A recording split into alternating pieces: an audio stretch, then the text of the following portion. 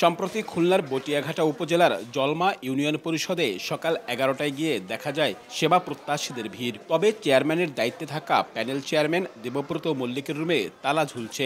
ইউনিয়নের চেয়ারম্যান বিধানচন্দ্র রায় আত্মগোপনে থাকায় তাকে দায়িত্ব দেওয়া হয়েছিল। জানা যায় গত 15 দিন ধরে আত্মগোপনে রয়েছেন তিনিও। ফলে নাগরিকদের জন্মমৃত্যু নিবন্ধন, নাগরিক সনদপত্র, ওয়ারিশান সনদের মতো জরুরি সেবা পেতে পড়তে হচ্ছে ভোগান্তিতে।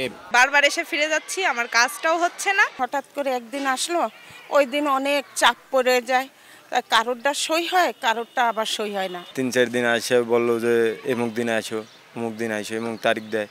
এর জন্য আমাদের একটু সমস্যা হয়, ভোগান্তি। চেয়ারম্যান নাই। শুধু এই ইউনিয়ন নয়, সরকার পতনের পর নানা অনিয়মের অভিযোগ ও মামলার আসামি হওয়ায় আওয়ামী লীগের রাজনীতির সঙ্গে জড়িত জেলার 68 ইউনিয়নের মধ্যে অন্তত 24 জন আত্মগোপনে আছেন। এসব ইউনিয়নের কোথাও সরকারি কর্মকর্তা, আবার কোথাও প্যানেল চেয়ারম্যানকে ভারপ্রাপ্ত হিসেবে দায়িত্ব দেওয়া হলেও বাড়েনি কাজের গতি, বেড়েছে ভোগান্তি। এমন চিত্র খুলনা বিভাগের বেশিরভাগ জেলায়, বিশেষ করে বাগেরহাট, ঝিনাইদহ, কুষ্টিয়ায় আওয়ামী লীগের রাজনীতির সঙ্গে সম্পৃক্ত আত্মগোপনে থাকা চেয়ারম্যানের সংখ্যা বেশি। চেয়ারম্যান চলে যাওয়ার পর থেকে এখন ইউনিয়নের মানুষ আসলে বিভ্রান্তির মধ্যে রয়েছে। টোটাল ইউনিয়ন পরিষদ সেবার মান অনেকটাই ভঙ্গুর হয়ে পড়েছে। চেয়ারম্যান না থাকলে কাজটা কে করবে?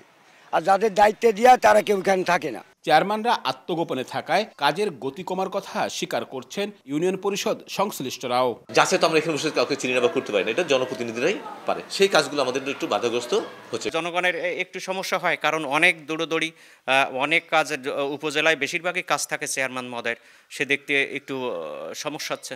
আর নাগরিক সেবা নিশ্চিত করতে প্রশাসক নিয়োগ আরও বাড়ানোর পরামর্শ নাগরিক নেতাদের।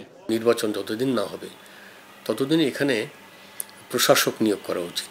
এদের মাধ্যমে যদি করা হয় তাহলে এইটার এক ধরনের এটার নিয়মতান্ত্রিকতা রক্ষা করা যেতে পারে। স্থানীয় সরকার বিভাগ বলছে, চেয়ারম্যানদের অনুপস্থিতি কিংবা অন্য কোনো কারণে নাগরিক সেবার গতি কমে গেলে ব্যবস্থা নেওয়া হচ্ছে।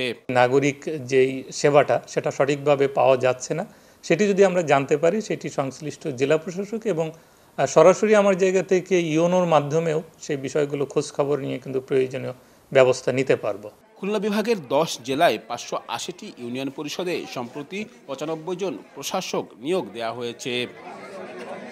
আব্দুল্লাহ আল মামুন রুবেল, সময় সংবাদ, খুলনা।